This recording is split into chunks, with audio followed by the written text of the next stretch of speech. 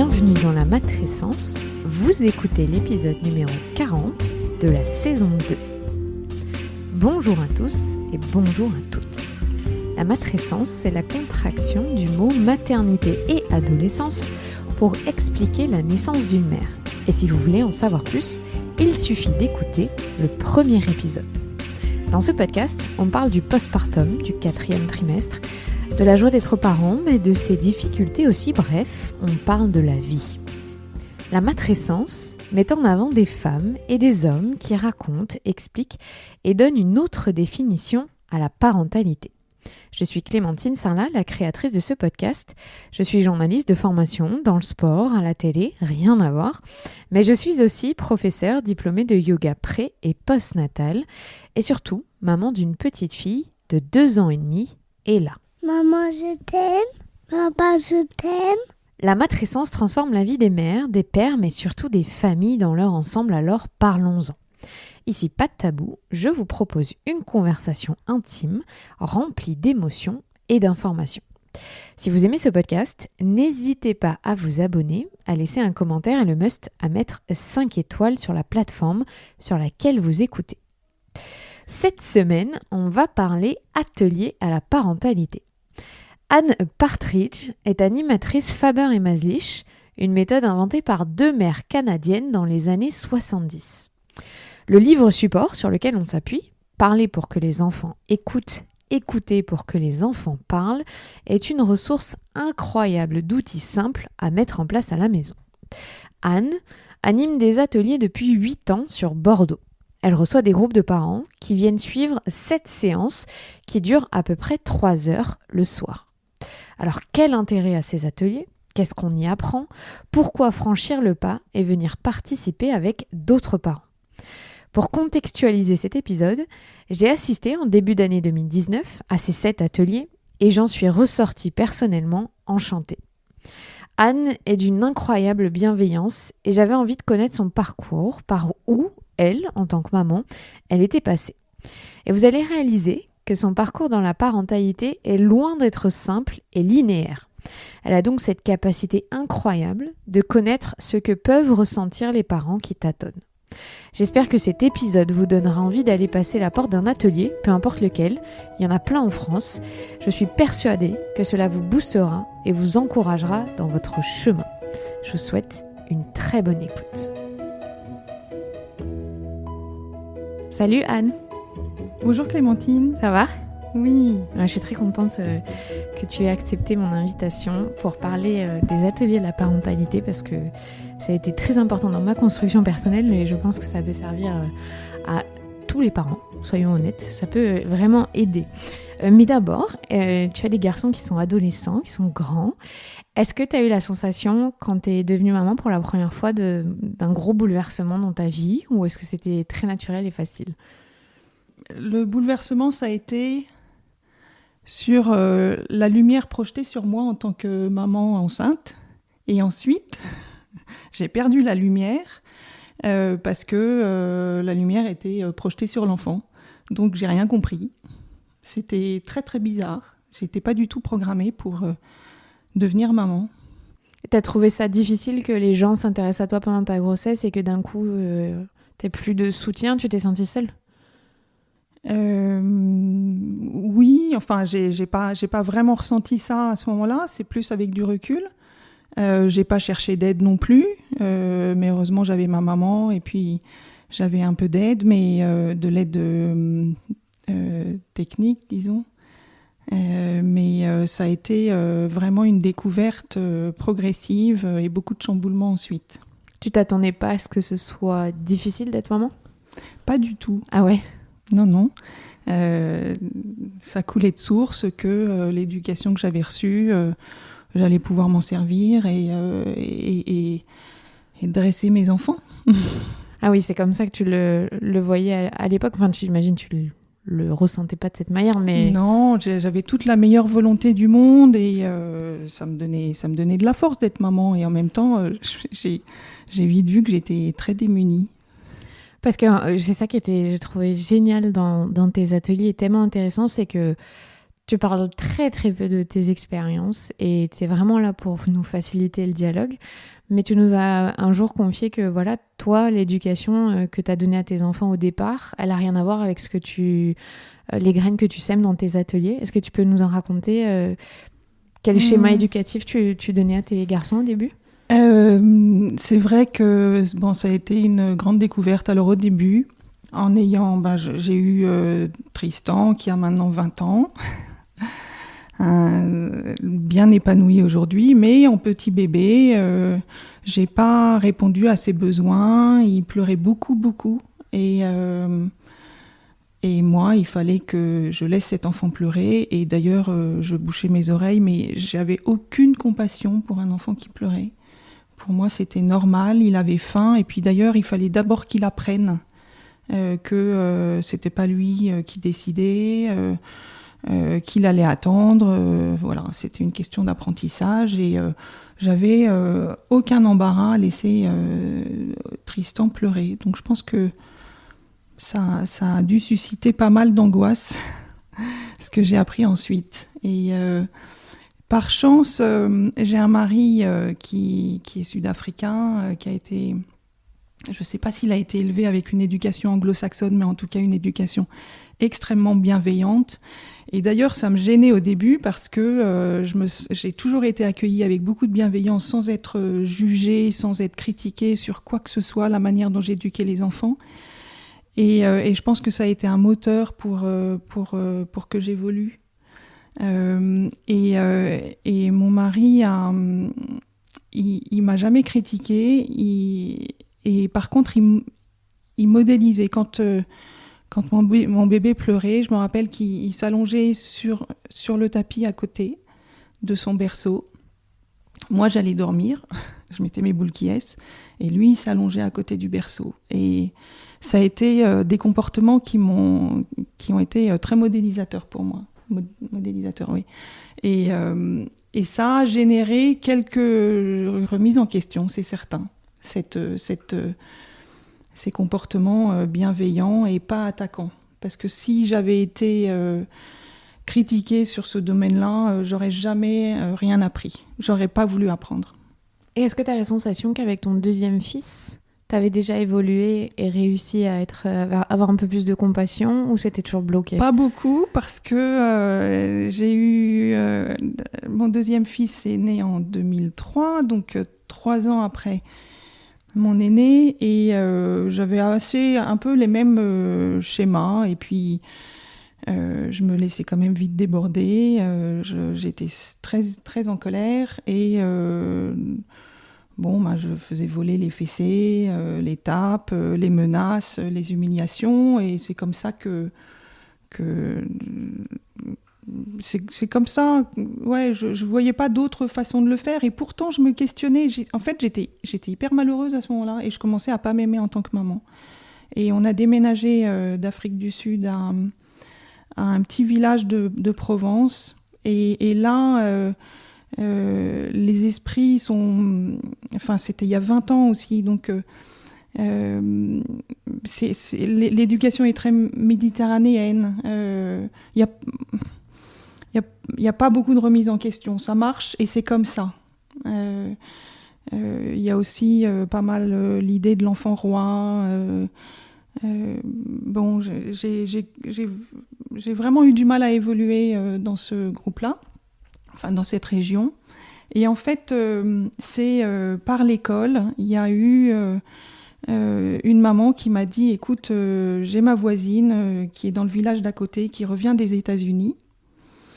Et elle a une méthode de communication sous le bras, elle revient avec ça, c'est pour améliorer le climat dans la famille. Est-ce que elle souhaiterait mettre en place son premier atelier. Est-ce que tu voudrais faire partie du groupe de mamans ? Et on était copines, on avait vraiment sympathisé. Et moi, tout de suite, j'ai pensé, c'est quoi ce truc ? Et j'ai pas voulu y adhérer parce que ça devenait vraiment compliqué à la maison. À ce moment-là, quand j'ai mis les pieds dans un atelier, dans le premier atelier. Ils avaient quel âge tes enfants ? Ils avaient 6 ans et 3 ans. Et c'était que des conflits à la maison. Donc, il fallait pas me parler d'éducation, il fallait pas me donner des conseils. J'en pouvais plus, j'avais beaucoup de colère. Et je rendais mes enfants évidemment responsables de mes colères, puisque avant eux, j'étais quelqu'un de très calme et très gentil. Et ensuite, évidemment, ils appuyaient sur les boutons et moi, je crisais et les fessées volaient, etc. Et quand cet ami m'a proposé de participer à cet atelier, d'abord, j'ai dit non. Et puis finalement, je m'y suis rendue parce que ça me permettait de sortir de chez moi. Ça m'offrait cette bouffée d'air. Et voilà, ça a été le début d'une belle aventure. Est-ce que tu l'as ressenti comme un déclic tout de suite ? Pas du tout, non. Je voudrais quand même parler des personnes que j'ai rencontrées. Donc c'est Sophie Benkemoun qui est rentrée des États-Unis, qui a aujourd'hui qui a fondé l'atelier des parents et cofondé avec Nadège Larcher. Toujours à Aix-en-Provence ? On était dans un petit village près d'Aix-en-Provence, oui. Ensuite, elle est partie à Paris pour former plein d'animatrices. Et ça n'a pas été un déclic parce que l'atelier se compose de 7 séances et on s'engage à assister à toutes les séances au début, sans trop savoir ce que c'est. Donc pour moi, c'était facile. Par contre, il m'a fallu au moins 3 séances pour accepter que, ah bon, on donne plus de fessées aux enfants, ah bon, il faut les écouter. Alors j'étais très résistante. C'était pas facile. Et puis, la première fois que j'ai mis en place un petit outil, c'était d'ailleurs après la première rencontre sur l'accueil des émotions de l'enfant. Et mon garçon, je devais l'emmener à un cours de tennis.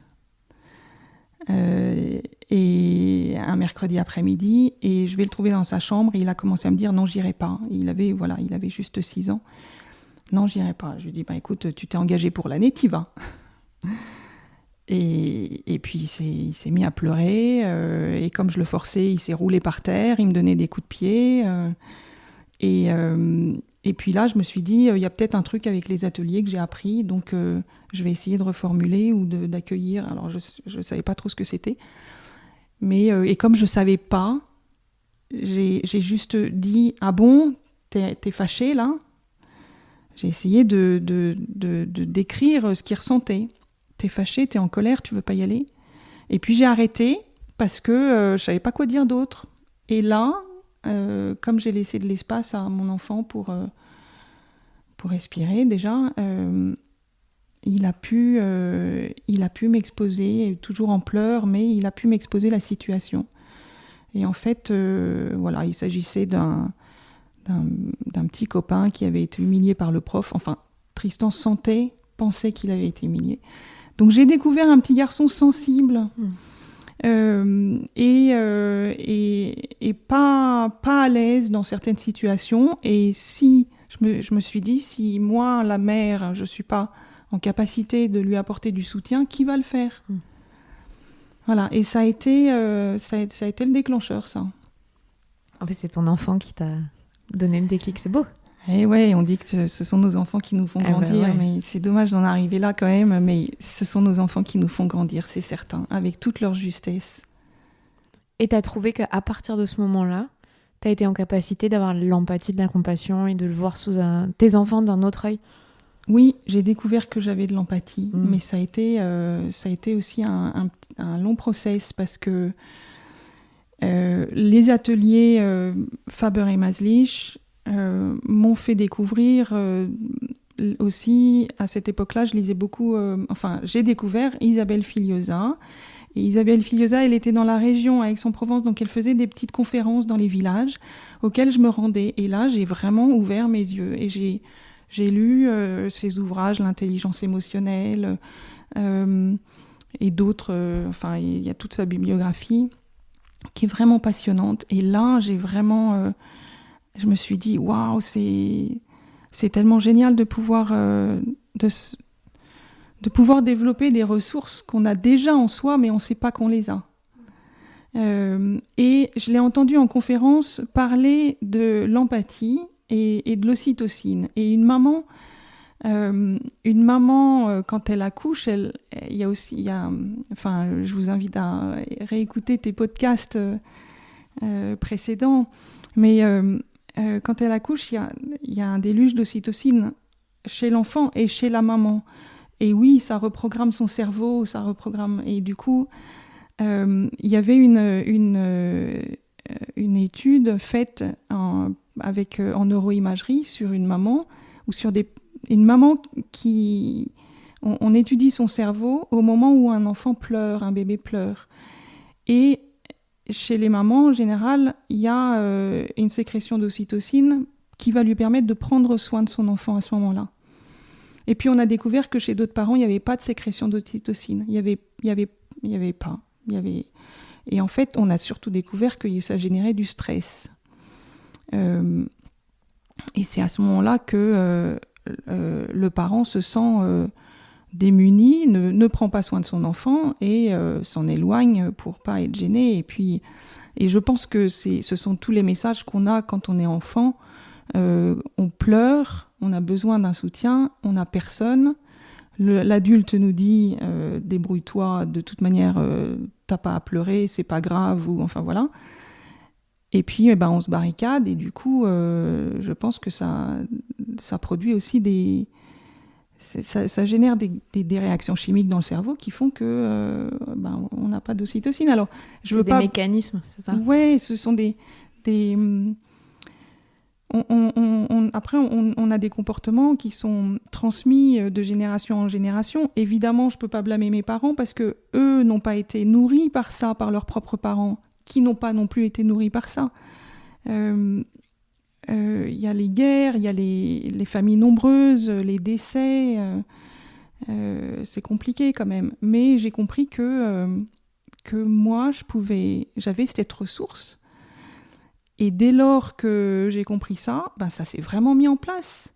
Et j'ai senti que toute ma sensibilité qu'on caricaturerait de « oui, t'es une hypersensible, tu pleures trop ».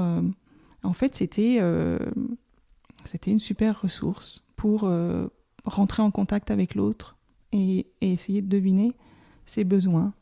C'est marrant ce que tu dis, parce que d'un côté, tu dis que tu es hypersensible et en même temps, tu as réussi à faire tout un système de barricades en toi quand c'était tes enfants et à te couper de leurs sentiments. Tu devais être tellement tordu. Enfin, à l'intérieur de toi, ça devait être complètement antinomique et tu devais être déchiré entre deux choses, en fait. Non, parce que c'était un automatisme avant. Et après, ça s'est mis en place. J'ai tellement vu que ça faisait du bien quand j'essayais de comprendre mon enfant, quand j'essayais de me mettre à sa place, de comprendre ses besoins et puis juste de l'écouter pour qu'il soit lui-même et lui offrir cet espace où il puisse accueillir ce qu'il ressent sans le nier. J'ai trouvé que c'était un cadeau tellement exceptionnel que je pouvais plus faire marche arrière. Et voilà. Tes enfants, t'as tout de suite senti aussi que eux, ils étaient réceptifs et ils étaient, oui. Alors ils sont quand même, enfin surtout Tristan l'aîné, il s'est questionné. Il me regardait comme si j'étais tout chevien, comme si j'étais une nouvelle maman. Mais ce qui m'a fait aussi, ce qui a été aussi un déclencheur, c'est que j'avais une jeune voisine qui s'était installée peu de temps avec son petit bébé. Et elle m'a fait un bien fou, elle m'a beaucoup inspirée parce que elle avait un comportement, une posture d'adulte où elle avait jamais peur en fait, elle se sentait jamais attaquée. Alors que je pense que voilà, moi j'ai compris à ce moment-là que je me sentais tout le temps attaquée par le gamin dans ses comportements. Et Tristan du coup il allait chez elle.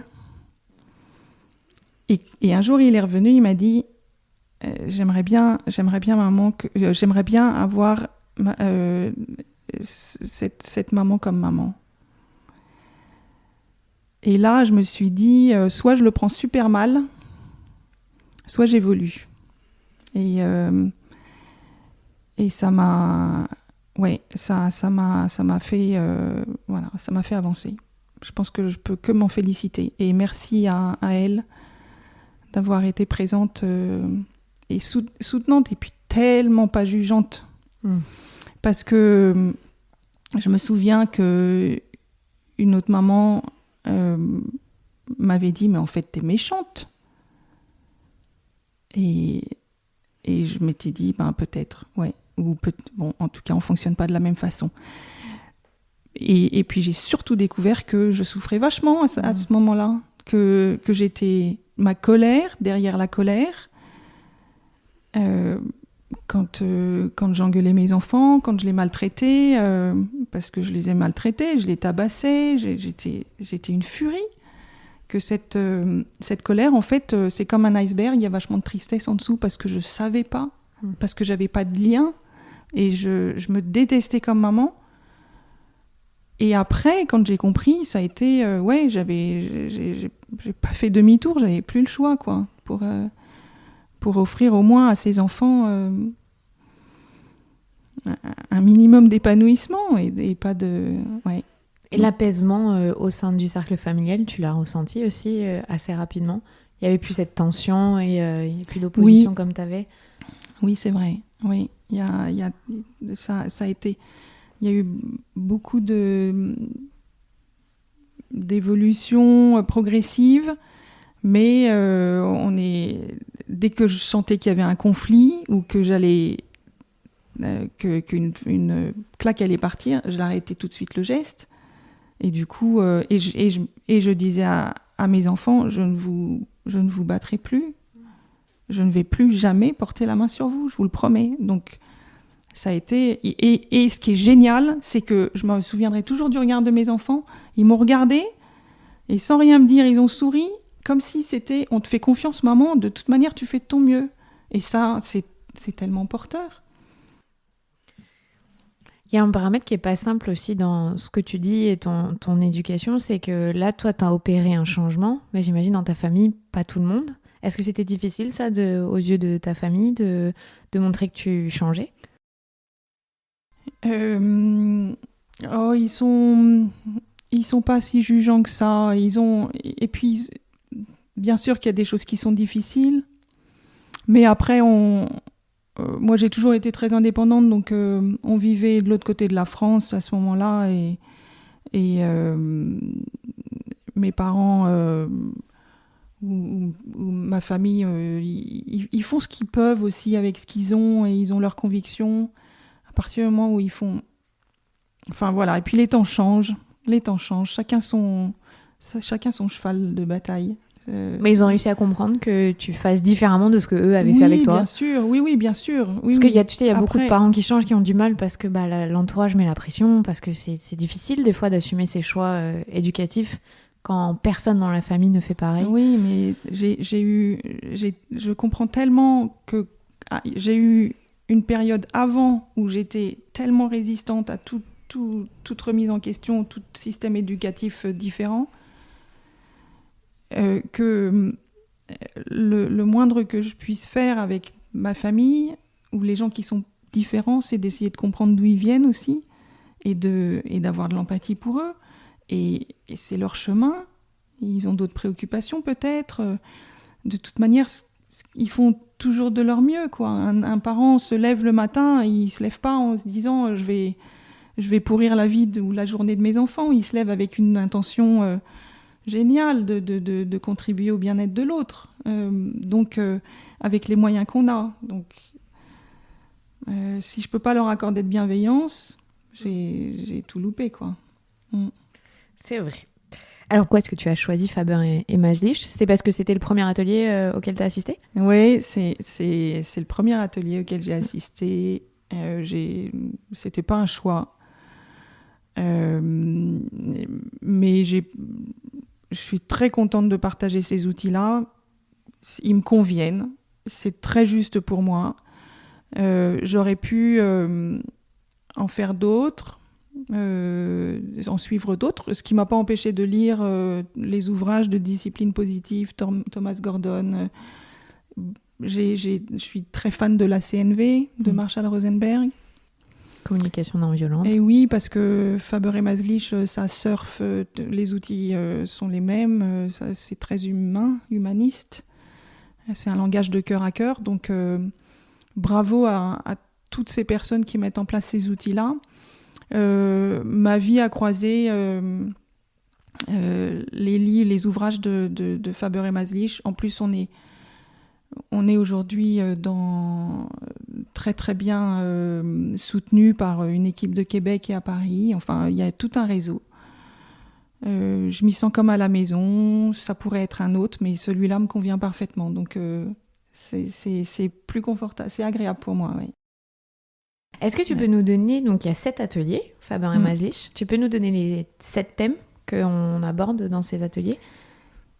Oui, la première, donc c'est l'accueil des émotions de l'enfant. On va essayer de trouver, de se positionner pour accueillir les émotions perturbatrices de l'enfant. Bon, les émotions joyeuses, on sait à peu près.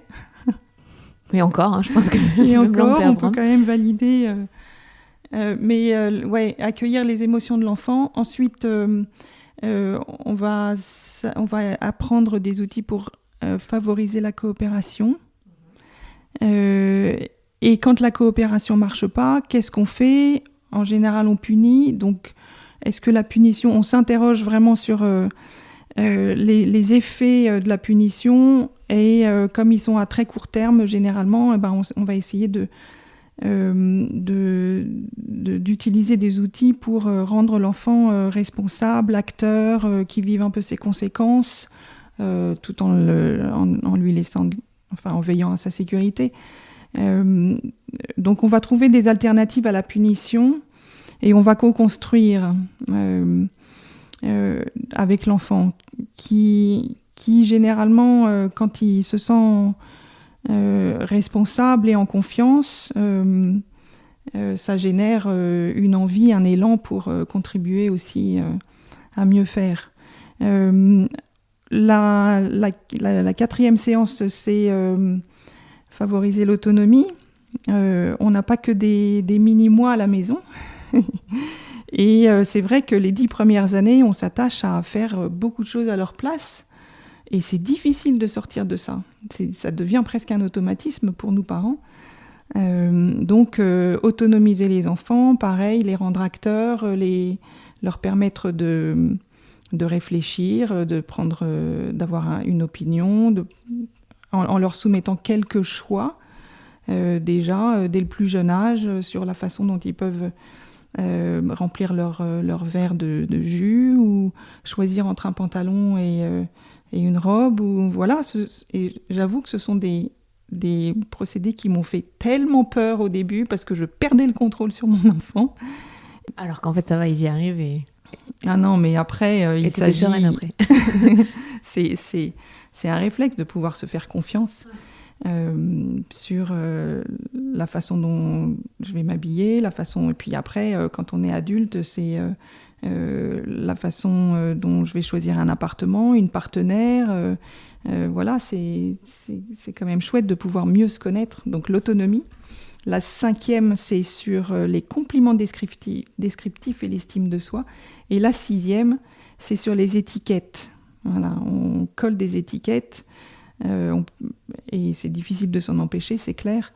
Mais on enferme les enfants dans des rôles et c'est chouette de pouvoir les en sortir, les en libérer. Et la 7e, c'est melting pot. On fait un peu une salade de tous les outils, on fait des révisions. Voilà, on consolide. Est-ce que tu peux nous expliquer en quoi consiste un atelier à la parentalité ? Qu'est-ce qu'on fait ? Parce qu'il se passe plein de choses dans ces 3 heures. Je pense que peut-être au départ, les gens sont déboussolés. D'ailleurs, c'était drôle quand on a fait ensemble. Il y en a certains qui avaient failli refuser parce qu'on fait des jeux de rôle. Donc, est-ce que tu peux nous expliquer comment ça se déroule, un atelier classique ? Donc, le premier atelier, disons, sur l'accueil des émotions, on va chercher à prendre conscience, à découvrir un peu notre manière de faire. Et notre manière de faire est d'opérer et de voir, ce qui va nous permettre de voir l'impact de nos mots sur le comportement des enfants, en fait. Donc, il y a des petites mises en scène ou des jeux de rôle. On se met dans des situations d'adultes à qui Ben voilà, si je vous dis ça de cette façon-là, comment vous le ressentez? Et à ce moment-là, les remises en question peuvent peut-être s'opérer et on propose des outils. Ensuite, il y a des BD qui sont très explicatifs, qui sont assez idéalisés, mais c'est une bonne façon d'apprendre aussi quand elles sont courtes. On propose tous les outils, il y en a à chaque fois entre 4 et 5 qui permettent de trouver des alternatives et de changer de posture devant les enfants. Mais ce que j'aime bien, c'est qu'en fait, on participe énormément. Toi, tu nous donnes des petits outils et à nous de faire le chemin en groupe, à deux, ensemble, collectivement. Et est-ce que si tu peux nous expliquer au départ, au tout début de l'atelier, ce que tu dis aux participants pour créer un espace sécurisé? Parce que c'est pas toujours simple pour tous les parents de venir là. Oui, c'est vrai que c'est pas simple pour tous les parents. Ils ont fait un sacré chemin pour venir à l'atelier. Et je leur dis en général que la deuxième moitié du chemin, on va le faire ensemble. Ça va être une belle découverte de soi et puis de ses ressources. Alors, j'invite les parents à s'écouter. On a un cadre aussi, hein, c'est comme avec des enfants finalement, un cadre bienveillant. Et le parent ne peut pas apprendre s'il se sent pas en sécurité aussi dans le groupe. Donc on arrive tous avec nos problématiques et finalement on se rend compte qu'on n'est pas tout seul à être dans les mêmes galères, en conflit. Et ce qui est chouette, c'est que de plus en plus, il y a des parents ou des futurs parents même qui viennent. Ouais, il y a des futurs parents qui viennent. Du coup, ils changent un peu de regard sur l'enfant et ça leur permet de vivre une aventure avec le même regard. Donc déjà, ils sont moins décalés tous les deux. Et voilà, il y a des parents, des professionnels de l'enfance qui viennent, des grands-parents aussi qui observent qu'ils n'ont pas été très adroits avec leurs enfants et ils ont envie de nourrir un lien avec leurs petits-enfants. Je trouve ça très, très chouette aussi. C'est vrai que j'étais très étonnée dans la physionomie du groupe que nous on a eu, mais qui je pense est assez représentatif vu ce que tu viens de dire. C'est que il y avait de tous horizons, il y avait des pères, je trouve que c'est important de le dire, on n'était pas que des mamans. De plus en plus, oui. Et vraiment, je trouve ça hyper chouette de me dire que les hommes s'investissent à même hauteur et se posent les mêmes questions finalement. Et j'avais trouvé ça tellement riche de me dire que on n'est pas des copier-coller, on a tous nos histoires et moi personnellement ça m'a vraiment permis de comprendre que c'est vraiment dur de changer de mode d'emploi quand c'est pas ça qu'on nous a appris petit. Oui. Et je trouve que ça aide à avoir de la bienveillance envers les autres. Oui. C'est ce que tu disais. Et ce que j'aimais bien aussi, c'est que tu disais que on se coupe pas la parole, on juge jamais. Et tu vois, le premier atelier qu'on fait, je sais pas si c'est toujours comme ça dans tous les groupes, mais voilà, il y a certains parents qui pleurent parce que c'est tellement difficile, j'imagine, où il y a enfin peut-être un espace où ils peuvent oui, c'est ça, c'est un espace. Alors, c'est pas un groupe de thérapie. Ouais. On n'est pas là pour tout déballer, mais c'est que MG Note, qui est le précurseur donc de cette approche, dit qu'un enfant, quand il se sent bien, il se comporte bien, et puis quand il se sent bien, il apprend mieux aussi. Donc c'est pareil pour nous, quand on se retrouve, c'est important pour moi de savoir qu'ils ont cet espace où ils se sentent libres, pas jugés, et il n'y a que comme ça que j'ai appris, parce que j'étais pas jugée et qu'ils m'étaient proposé quelque chose, j'ai vu que ça avait des bénéfices, que ça me faisait du bien et que ça faisait du bien à ma relation. Et donc, on explore. Et il y a beaucoup de choses. Alors, il y a 2h30 de séances. Elles sont très denses. On apprend beaucoup En plus, avec les neurosciences, on est content d'avancer tous les résultats des découvertes des 15 dernières années. Donc, c'est très dense, ces séances. Et je sais plus ce que je voulais dire. Le parent, il se sent libre. Ouais, le parent, il se sent libre de prendre ce qui lui convient à ce moment-là. Et c'est ça qui est chouette, parce que si on n'attend pas à être... Il n'y a aucune exigence. On prend ce qui nous convient. et au moment où on en a besoin. Et il y a aussi les livres qui accompagnent notre travail de groupe. Les livres, on a le parler pour que les enfants écoutent, écouter pour que les enfants parlent. Donc c'est le sujet, c'est le thème de l'atelier. Donc on a le livre à la maison à lire, il y a quelques chapitres. Et parents épanouis, enfants épanouis, votre guide pour une famille plus heureuse. Ça, c'est vraiment la philosophie Faber et Maslich. Et ça se lit comme un roman, on s'identifie. Ah ouais, j'allais dire, franchement, c'est hyper facile à lire. Ouais, t'as raison, c'est un roman parce que tu suis des familles.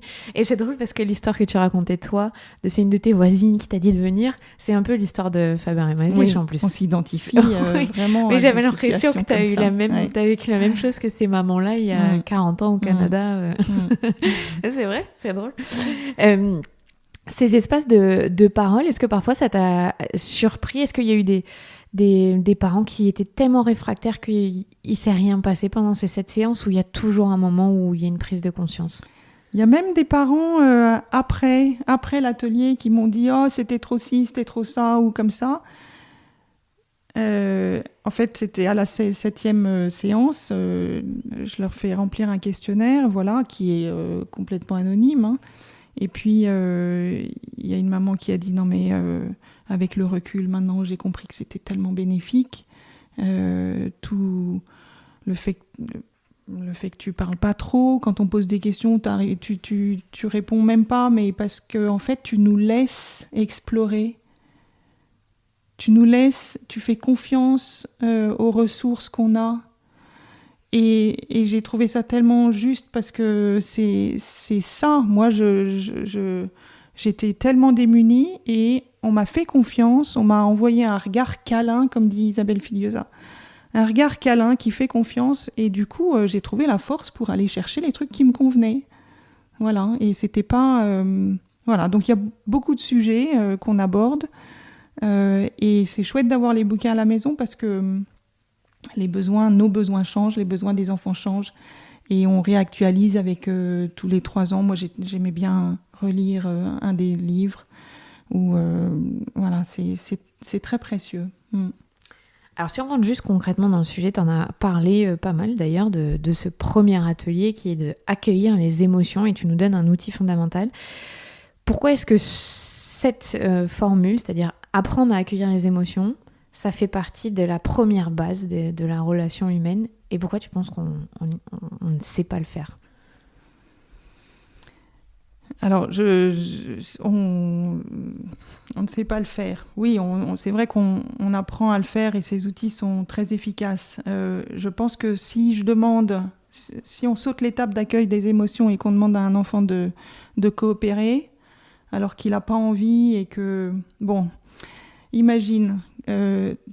t'as eu une grosse journée, t'arrives de ton boulot, il n'y a personne chez toi à la maison, et là tu te dis c'est cool, je vais pouvoir me mettre dans le canapé et j'allume la télé et en même temps je vais scroller mon téléphone. Pied sur la table du salon. On est bien, d'accord ? Ton mari arrive et te dit dis donc, ça fait combien de temps que t'es là ? T'as pas le dîner à faire ou... Je vois que le repassage n'est pas fait. C'est quoi ce truc ? Voilà. Et toi, tu te sens comment ? Est-ce que tu te sens agressée quand même? Voilà. Est-ce que tu as envie de coopérer ? Ah non, pas du tout. Non, mais dépêche-toi quand même. Il faut que tu t'y mettes. Qu'est-ce que t'attends ? Ok ? Donc si... Alors déjà, il est sexiste. Donc je me sens agressée. Ouais, j'ai un peu caricaturé. Mais non, mais c'est clair que toi, t'es dans ta position tranquille. Ouais. Et t'as pas envie qu'on te donne un ordre. T'as pas envie, et puis t'y as droit aussi à ta petite soupape là où tu vas décompresser parce que tu sais ce qui t'attend. Ta journée n'est pas finie, tu vas chercher ta fille à la crèche. Donc, on va d'abord accueillir l'état dans lequel t'es, ou je sais pas, ou on va s'assurer que tu te sens bien. Ou... Donc ça veut dire que le mari, quand il rentre, il faudrait qu'il dise qu'est-ce qu'il faudrait dire? Eh ben, ce serait chouette. Oh, je vois que tu es en train de te détendre. Ça doit être bon de se détendre après une grosse journée. Tu as peut-être eu une grosse journée. Est-ce que tu as eu une grosse journée ? Des petits trucs comme ça qui décompressent et qui font qu'on se relie à l'autre dans ce qu'il vit, mais sans pour autant Enfin voilà, On ouvre le dialogue en fait. Ouais. Je peux pas coopérer si je suis... Ouais. Si je me sens par agressée. exemple, si je me sens... Alors là, c'est dans une situation où t'es pas trop mal, mais imagine que... J'ai envie de te lire un petit dialogue là qui... Oui, vas-y, parce qu'il y en a pas mal dans les livres, ils sont intéressants. Que je fais en intervention pour interroger les gens sur voilà, la manière dont on peut accueillir leurs émotions. Imagine que tu es dans la cuisine un matin fatigué après une nuit pénible où les enfants t'ont réveillé plusieurs fois parce qu'ils étaient malades. Tu prépares le petit déjeuner. Par mégarde, tu renverses la bouteille de lait. Et pendant que tu nettoies, tu oublies les toasts qui grillent dans le grille-pain. Et c'est à ce moment-là que ton conjoint entre et qui te dit « Mais quand est-ce que tu apprendras à faire griller des toasts ?» Alors, c'est quoi tes réactions ? Je pense que je peux lui envoyer le toast grillé dans la tête. Voilà. Ok, moi je lui dirais fais-le toi-même et je vais pleurer dans ma chambre, quoi, parce qu'en me disant c'est une journée fichue pour moi. Imaginons la suite. Tu rencontres une copine et tu lui racontes l'histoire du toast cramé. Tu es encore bouleversée de la façon dont ton conjoint t'a répondu. Et voilà que ton ami te répond sous différentes formes. Alors, qu'est-ce que tu ressens quand tu entends ça ? Mais je vois pas pourquoi tu te sens aussi bouleversée. C'est idiot de te sentir comme ça. T'es fatiguée, ma pauvre, et puis tu grossis toute l'affaire. Tu te sens comment ? Ah là, tu te sens idiote, justement. Diminuée, pas écoutée. Le philosophe qui te dit « Mais écoute, c'est la vie. Les choses ne se passent pas toujours comme on le voudrait. Tu dois apprendre à accepter les choses comme elles sont. » Et l'autre qui te dit « Mais tu sais ce que tu devrais faire en fait. Demain matin, tu te lèves un peu plus tôt. Et puis comme ça, ça se passe bien. Et puis tu te mets pas la pression et tout sera prêt quand il arrive. D'accord ? D'accord ? Ah ouais, là... Tu m'as entendu ? Il y a une bonne réponse là ou pas ? Et celle qui te pose tout le temps des questions. Mais comment est-ce que tu as pu oublier les toasts ? T'avais pensé à vérifier la puissance du grille-pain ? Comment t'as fait ? Mais... Et l'autre qui dit « Ah, ma pauvre chérie, c'est terrible quand il te parle comme ça. Moi, ça me donne vraiment envie de pleurer. Hein. C'est horrible en fait. Hein. » Alors, ça c'est quand l'autre te prend en pitié. Bah là, c'est pas agréable non plus, parce que déjà, c'est elle qui se met... C'est elle qu'on devrait plaindre, alors que c'est toi qui subis la situation. Et un dernier, il se pourrait que si ça te met dans cet état, c'est que tu t'es retrouvé dans une situation qui te rappelle un peu ton enfance. Hein. Tu avais probablement peur de déplaire à ton père, et la remarque de ton mari t'a rappelé ton ancienne peur du rejet. Hein, ça, c'est le psy, lui, non ? Oui. Bon, alors, c'est aidant ou pas, toutes ces réponses ? Tu te sens comment, toi, quand... Ah non, c'est clair. Il n'y en a aucune qui te fait relâcher la pression, en fait, où tu te sens vraiment enveloppée et comprise. Ouais. Et si je te dis, eh bien, ça devait être vraiment désagréable de démarrer la journée comme ça, hein, s'entendre parler comme ça, alors que tu te donnais du mal pour préparer le petit déjeuner avec la nuit que tu as passée. C'est pas facile à entendre, hein. Bah, je crois que rien que quand tu dis ça, tu sais, t'as les épaules qui... Ouais. Donc ça, c'est accueillir une émotion. Oui. Et quand on permet ça, en fait, on est un miroir émotionnel.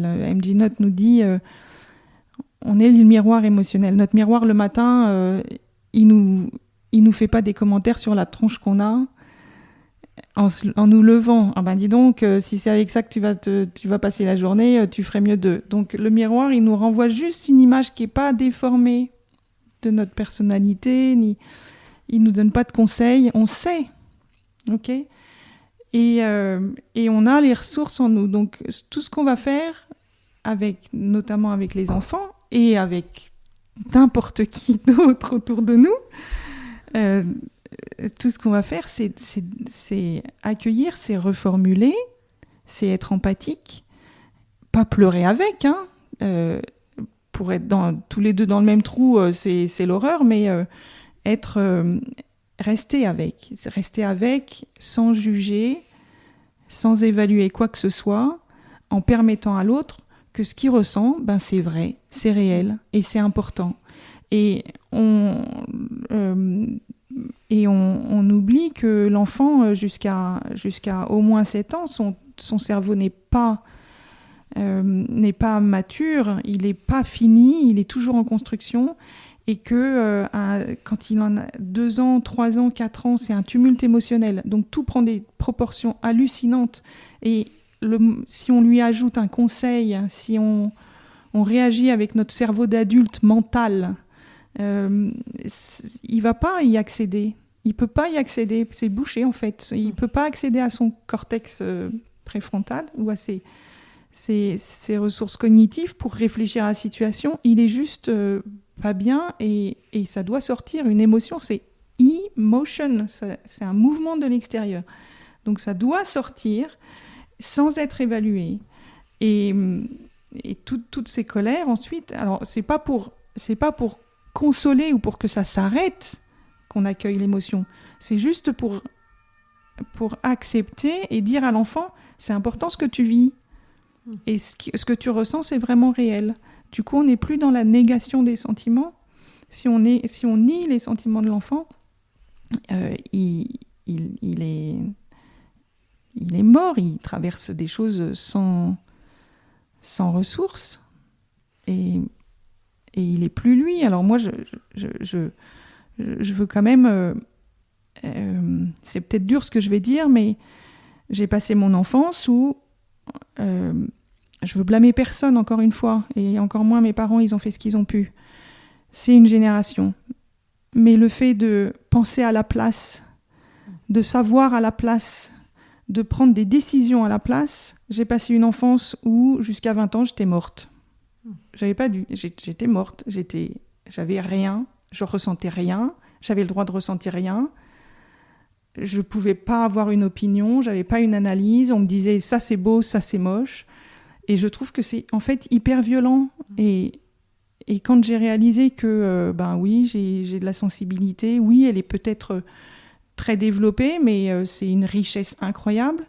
Mais donnons cette opportunité à l'enfant de se connaître, de savoir que ce qu'il ressent, c'est légitime, de le soutenir dans ça, et évidemment de protéger les comportements. Les émotions sont légitimes, les comportements... Certains ne sont pas acceptables. Dis-le avec des mots si tu veux taper ton frère, mais ne tape pas ton frère. Tiens, prends un cahier, montre-moi sur la feuille de dessin comment tu es en colère. Vas-y. Et on reste à côté de l'enfant parce que c'est vachement important que l'enfant se sente qu'il y a un témoin de sa colère ou de sa frustration. Et il y a beaucoup de frustrations comme ça. Et quand on est adulte, les frustrations, elles ressortent par des comportements qui sont encore moins acceptables. Gilets jaunes et compagnie en sont bien l'exemple. C'est la colère qui revient, de ne pas se sentir respecté, de ne pas se sentir accepté. Allez, je te mets une torgnole parce que tu cries trop ou tu as une mauvaise note. Soit l'enfant, il réagit en se soumettant et en se disant c'est moi qui ai tort et avec une culpabilité énorme, soit il a le caractère qu'on étiquette de rebelle, mais ça va déchaîner la colère et on dira mais oui c'est un rebelle ou il est toujours colérique. Ça décuple les comportements. C'est vraiment pas aidant, quoi. C'est à pleurer. Ouais, c'est ce que tu dis dans la séance sur les étiquettes, c'est qu'au final, on entretient ce mythe de l'enfant rebelle. Plus on lui dit, plus il va se conforter à cette étiquette parce qu'il veut faire plaisir à son parent. Le diagnostic devient la maladie, dit M.G. Note. Le diagnostic devient la maladie. C'est l'adulte qui a raison, et puis l'adulte, je l'aime en tant qu'enfant. C'est lui qui a raison, c'est lui que j'aime, donc je vais y croire. Les étiquettes, ce sont des croyances, ce ne sont pas des repères pour l'enfant. Il n'y a aucune sécurité là-dedans. Donc, c'est une croyance de l'adulte. C'est une croyance de l'adulte. L'adulte, il est géré par une émotion qui est énorme, c'est sa peur. C'est la peur de ne pas avoir des enfants brillants, c'est la peur que mon enfant il va peut-être se faire harceler à l'école, c'est la peur du regard des autres. On est tout le temps dans la peur, en fait, quand on est parent. Et c'est légitime. Mais c'est légitime. Je dis pas de pas avoir peur, mais ça a des conséquences. Et l'enfant, on le trimballe dans ces schémas. C'est toute la société qui est comme ça. Donc, c'est bien de pouvoir mettre un pied dans ces ateliers, dans ces ouvrages, et d'avoir une autre philosophie, un autre regard sur la vie. Est-ce que toi, avant que tu opères tous ces changements, tu avais peur aussi de rendre tes enfants rois ? Je mets des guillemets quand je dis ça. Et qu'est-ce que ça veut signifier ? Qu'est-ce que tu réponds aux gens qui te disent « Oui, mais quand tu les écoutes trop, ils vont devenir enfants rois » ? J'ai pas trop l'habitude de répondre. C'est vrai que toi, tu nous reposes des questions quand on te pose des questions. Ouais, c'est très confortable et je sais que vous avez la réponse. Tu me fais confiance. Non, mais sincèrement, cette idée que tout ce qu'on met en place, là, tout ce dont on parle, toi et moi, et on est d'accord sur le sujet, pour beaucoup de gens, ça veut dire qu'on laisse trop de place à l'enfant et qu'il faut le mater et qu'ils vont devenir des enfants. Oui, mais c'est vrai que j'ai été prise de doute. Et évidemment, ça peut m'arriver à peu près tous les jours. Pourquoi il me répond comme ça ? Est-ce que j'ai eu raison de le laisser faire ça, évidemment, mais ce qui est chouette, c'est de pouvoir co-construire et d'en parler, et que l'enfant y vive les conséquences, et qu'avec le regard confiant qu'on a, oui, les conséquences, t'en fais quoi ? Oui, ce serait un enfant roi si on n'osait pas subir de conséquences, s'il n'y avait pas le cadre. Un enfant roi, c'est un enfant qui est un peu perdu, en fait, parce qu'il n'a pas la sécurité d'un parent qui est stable. Alors là, on peut revenir sur la question de l'attachement. Mais je crois que ça a été très, très bien développé avec Anne Reynaud-Postel. Cette question de l'attachement, on sait que le parent, il doit être stable et disponible. C'est pas facile. Il a vraiment fallu que je travaille sur moi pour présenter, pour offrir cette stabilité et cette disponibilité. Moi, j'ai un mot que je pourrais coller sur mon front pour m'en rappeler, ou coller sur tous les murs de ma maison, c'est constance. C'est d'être constante dans ce que je fais. Sauf si les besoins changent, si les besoins de l'enfant changent. Mais c'est d'être constante et ferme. Et du coup, je sais qu'en offrant un cadre ferme, constant, en étant disponible pour en parler, ça produit beaucoup de bénéfices, d'avantages. Et je sais aussi que moi, pour apprendre, il faut que je passe par l'expérience. Et on traduit aujourd'hui, fort heureusement, les caprices en besoins qui ne sont pas satisfaits. Donc on s'interroge aussi sur ce que l'enfant peut vivre quand il a un comportement qui est pas correct, et quand il se plante, mais merci qu'il se plante, c'est toujours un apprentissage, une expérience pour apprendre. Je ne peux fonctionner que comme ça. Je ne supporte pas qu'on me dise ce qu'il faut faire et qu'il faut que je le fasse bien. Il faut que je me plante dans une recette, il faut que je me plante dans le jardinage, et c'est comme ça que j'apprends. C'est vrai. Non, mais c'est important que l'enfant voit que nous, les parents, on se plante et qu'on apprend, et qu'il n'y a pas de... il y a rien de dramatique dans le fait de se tromper. Et toi et moi, on sait, parce qu'on a la culture anglo-saxonne à côté, toi par ton mari. Les anglo-saxons sont beaucoup plus à l'aise avec l'échec qu'on ne l'est nous en France. Et c'est vrai que c'est une belle leçon à donner aux enfants, que l'échec, c'est pas grave. L'échec est un atout, absolument. C'est vraiment un gros mot en France. Oui. Et il faut apprendre, il faut se tromper, et il faut avancer, et ça permet l'action aussi. Oui, mais tu vois, ça déconstruit complètement le mythe de l'adulte sachant et qui fait tout. Ouais. Merci l'humilité, apprenons à être humble. Et... Nous ne sommes que des êtres humains. Ah ouais, non mais je vois la différence entre la relation que j'avais avec mes enfants quand ils avaient 3 ans et 6 ans, et la relation que j'ai aujourd'hui, où mais j'ai pas fini d'en apprendre auprès d'eux, c'est certain. Ils n'ont pas fini d'en apprendre auprès de moi, c'est certain. Ils continuent.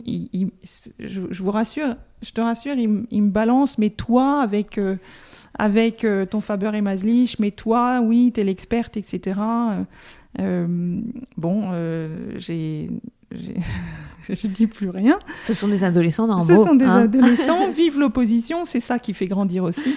Mais la relation, je ne changerai rien à ce qu'elle m'a fait apprendre pour nourrir la relation, pour nourrir le lien. Et la confiance. C'est vraiment une relation de confiance. Et ils ont juste un parent qui a plus d'expérience et qui peut aussi leur soumettre quelques valeurs éducatives, de l'intégrité, de l'honnêteté, voilà. Mais ça fait tellement du bien d'enrichir ces relations. Ça, c'est très positif pour ça. Alors, tu animes un autre atelier auquel je n'ai pas assisté, puisque c'est pour les frères et sœurs. Et je pense qu'en revanche, ça concerne beaucoup de familles où je ne sais pas très bien ce que tu dis dans cet atelier, parce que je n'y ai pas assisté. Mais c'est essayer de faire en sorte qu'il y ait une meilleure relation, c'est ça, une relation harmonieuse entre les frères et sœurs. Qu'est-ce qui se joue dans cet atelier ? C'est hyper intéressant ces ateliers. Effectivement, on s'occupe de la fratrie. Et là, il y a 6 séances. Et la première séance, on va s'occuper aussi de regarder ce qui s'est passé dans notre propre fratrie, notre place. Comme il y a des parents qui sont enfants uniques, on aime profiter aussi du vécu des autres et des témoignages.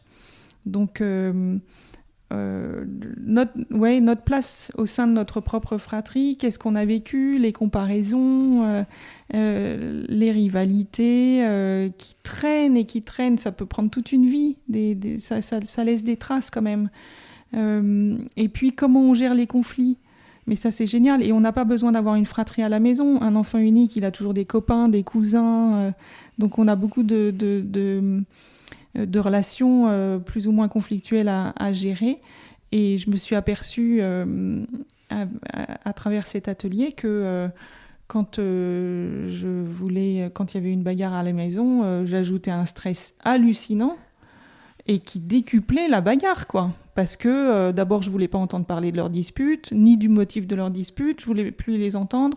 Donc, je mettais un couvercle sur leur conflit, qui finalement, il y a quand même une légitimité. Moi, si je me dispute avec mon mari ou avec ma sœur, si on met un couvercle sur ce que j'ai à dire, je le prendrai très très mal. Et ma colère, elle va sans doute se déverser sur autre chose, pas longtemps après, en fait, qui n'aura rien à voir avec tout. On est encore dans la négation des sentiments. Donc là, on va s'attacher à accueillir les sentiments, non pas d'une, mais des deux. Et ce qui va être très dur pour la posture de parent, mais c'est faisable, vraiment c'est faisable, et moi je viens de loin, c'est de ne pas prendre parti et de ne pas le prendre comme une attaque contre soi. Les enfants, quand ils sont en bagarre ou en dispute, c'est pas pour embêter les parents, c'est parce qu'il y a vraiment quelque chose.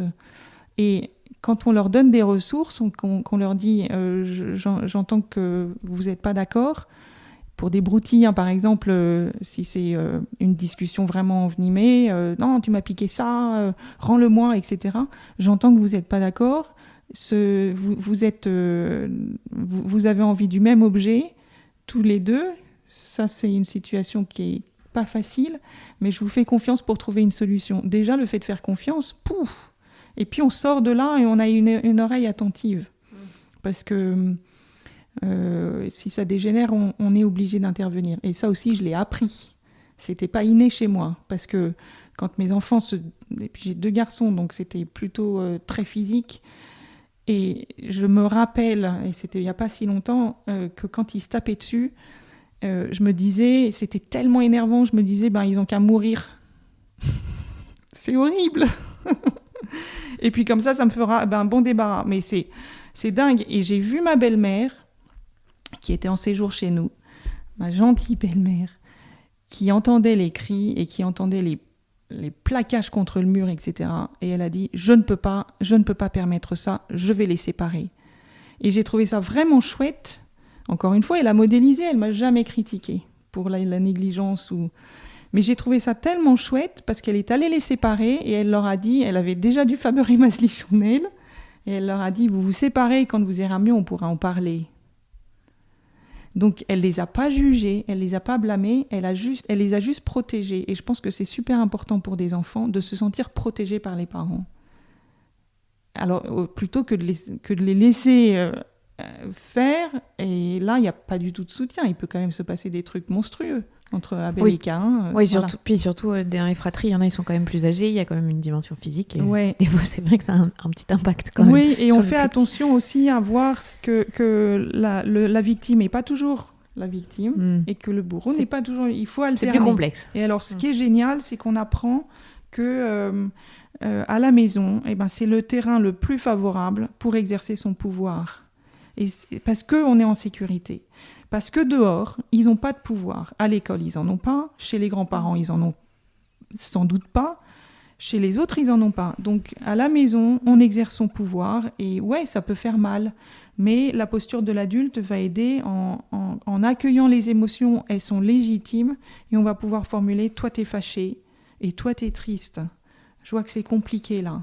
Alors, je vous sépare. Il y en a un, le plus petit vient avec moi. On va continuer à faire la cuisine. L'autre reste dans sa chambre. Et quand vous irez, à froid, on en parlera. Et là, on prend un temps pour faire une résolution de conflit. Et j'ai oublié de dire que dans le premier atelier, parler pour que les enfants écoutent, on fait une résolution de problème, on recherche des solutions avec l'enfant. À froid, toujours loin des émotions. En s'occupant des besoins de l'enfant et en s'occupant de nos besoins de parents, parce qu'on en a des besoins. Et il faut pas les négliger. Tu sais que cet atelier, je me souviens de m'être dit, en fait, ce truc, ça me sert pas trop pour ma fille, mais ça me sert dans mon couple. Trop intéressant de comment on résout un conflit et comment chacun a ses besoins, ont besoin d'être respectés et comment on en vient à un accord. Je vous encourage à lire parce que c'est vraiment intelligent et très intéressant. J'ai une dernière question. Et tu vas peut-être, j'espère pouvoir m'aider et me répondre. Quand tu es témoin, je ne sais pas, dans un magasin, au marché, d'une scène où un parent est violent vers son enfant, est-ce que tu sais intervenir ? Est-ce que tu sais ce qu'il faut faire ? Ou... Ça m'est arrivé plein de fois et je sais qu'il y a plein de gens qui se posent la question parce que c'est tellement compliqué. C'est super compliqué. Moi, pour l'avoir vécu, en tant que maman maltraitante, j'humiliais ouvertement mon enfant dans la rue très très fort, pour clamer au monde à quel point cet enfant était pénible. Donc, moi, quand j'entends ça, quand je vois ça, j'ai tellement envie de prendre le parent dans mes bras, en lui disant, vous avez eu peur, hein. Mais je le fais toujours pas parce qu'il y a cette... d'abord, j'ai peur, je suis une femme, j'ai peur de me recevoir une baffe, il y a ces pulsions. Moi, j'aurais pas été capable de me faire serrer dans les bras par quelqu'un de compatissant. Je savais pas ce que c'était que la compassion. Donc, c'est très difficile. Par contre, j'attends d'être un petit peu plus âgée, d'avoir un peu moins... 60 ans, ça me semble génial pour aller vers les gens et pour je sais pas, envoyer un regard câlin. Mais pour moi, le câlin, c'est ce qu'il y a de plus parlant. La personne, elle n'a pas besoin de conseils, elle a juste besoin d'un câlin ou un petit message comme « vous avez dû avoir vraiment peur là ». Quand, par exemple, le gamin, il traverse la rue en courant et la gifle, elle part parce que le parent a eu peur. Et c'est ça, on ne sait pas faire autre chose. Et là, vous avez dû avoir vraiment peur. J'attends encore, je n'ai pas franchi le pas, mais... Je me sens... Je suis encore un peu timorée, ouais. C'est vrai que c'est tellement dur. Mais moi, naturellement, j'ai un regard câlin vers l'enfant. J'ai du mal vers le parent. C'est tellement dur parce que pour moi, il y a une position de force, tu vois, entre le parent et l'enfant. Et que mais le parent est en souffrance. Mais bien sûr, non, mais je suis tout à fait d'accord. Mais sur le coup, moi, ma sensation, c'est de me dire j'ai envie de protéger l'enfant et j'ai mal pour l'enfant et j'ai envie de faire un câlin à l'enfant, de lui dire ça va aller. Mais c'est vrai qu'on n'arrive pas à voir que le parent il souffre parce qu'il y a de la colère, parce qu'il y a d'autres émotions devant. Le parent derrière sa colère, il est triste. Bien sûr. Il est triste, il est démuni, il s'est pas fait, il a pas l'info. Il a pas l'info aujourd'hui et nous on a l'info et ça change tout. Donc faisons nos câlins. Mais j'avoue, même avec mes propres parents, il y a plein de sujets, il y a plein de situations où on est en conflit. On n'est pas d'accord, il y a des situations même très douloureuses parce qu'il ils vieillissent et qu'ils perdent leur autonomie, etc. Et plutôt que de claquer la porte en disant de toute manière, moi je me barre, voilà, j'arrive à leur faire un câlin. J'arrive à regarder ma maman et à avoir plein de compassion parce qu'elle a été petite fille, parce qu'elle a été conditionnée, parce que l'éducation, parce que les croyances, parce que voilà, et que elle n'a pas besoin d'autre chose que d'un câlin, que de sentir qu'elle est soutenue et aimée. Ouais. Et c'est ou même, comme dit Isabelle Filiosa, un câlin avec les yeux. J'espère qu'il y a plein de parents qui vont se dire pourquoi pas. Je pense qu'on peut être impressionné à se dire allez, un atelier de la parentalité, mais c'est pas pour moi, j'ai pas besoin. Oui, on a honte. Même au-delà de la honte, je suis d'accord, c'est peut-être pour se dire j'ai pas besoin. Ouais. Tu vois. Et je voudrais juste dire quelque chose et que je t'ai jamais dit, mais moi ça m'a beaucoup aidé dans mon métier. Je sais que c'est hyper paradoxal, mais apprendre à écouter les gens. Moi je fais de l'interview, donc c'est fondamental dans le journalisme. Avoir de l'empathie et essayer de comprendre, ça devrait nous être enseigné en école de journalisme en fait. Tu vois, le premier atelier accueillir les émotions, parce que c'est fondamental dans la relation aux autres. Et même, je pense, les soignants, tous les gens qui sont en interaction permanente avec les autres, c'est pas que pour les parents, en fait. Ouais. C'est pour ça que je trouvais que... Ouais. Une vraie écoute attentive et silencieuse qui juge pas.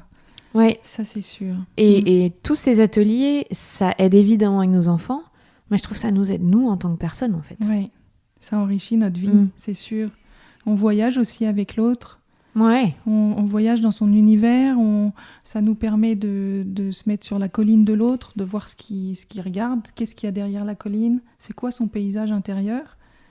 C'est hyper enrichissant. Et puis, il y a un autre outil, c'est la reformulation. Quand on accueille un sentiment et qu'on arrive à reformuler ce miroir émotionnel, quoi. J'ai toujours des maladresses, c'est sûr, mais mon effort de rejoindre l'autre, il est sensible à ça. Et si, une dernière question, est-ce que tu sens depuis combien d'années que tu fais ça ?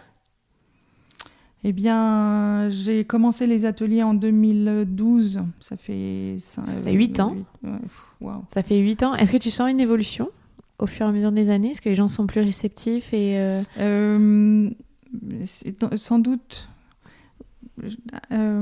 sans doute dans certaines régions de France, c'est encore très fermé. Dans certains milieux, il y a une évolution, c'est sûr, et surtout beaucoup d'ouvrages. Ça, c'est sur la parentalité positive ou consciente ou responsable, on l'appelle comme on veut.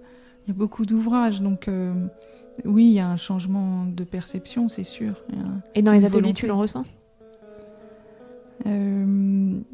Oui, les besoins sont grands et le bouche à oreille fonctionne bien pour les parents qui en ont eu les bénéfices.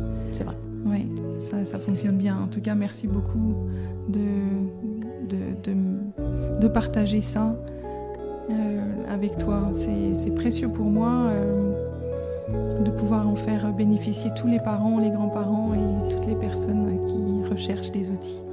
Si vous recherchez des outils, allez dans les ateliers, pas que Faber et Maslich, on est d'accord tous les mois, il y a plein d'autres ateliers dans vos régions, d'autres méthodes.